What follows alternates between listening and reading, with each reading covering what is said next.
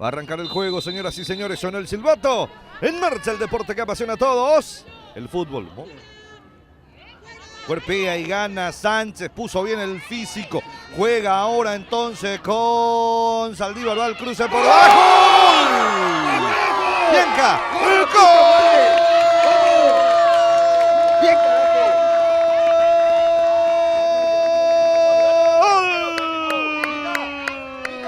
Descarga ahora para Arévalo, vuelve a buscar a Miranda.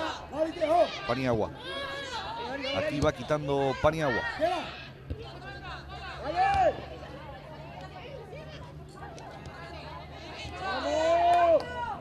Insistiendo Miranda. Mete el centro, el remate. ¡Golazo! Martínez. ¡Gol!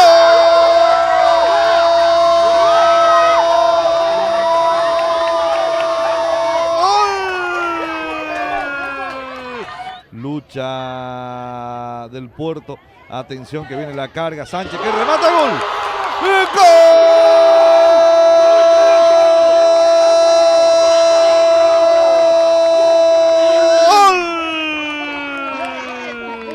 Por el empate otra vez General Caballero. Ahí está. Penal. Penal, señoras y señores. Penal, dice Arce. Alderete al campo de juego. Ahí está. Arévalo remató. ¡Gol! ¡Gol!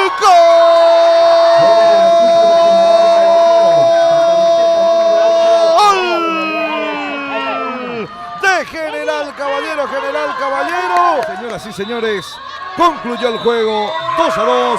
General Caballero, Guaraní por la fecha 12.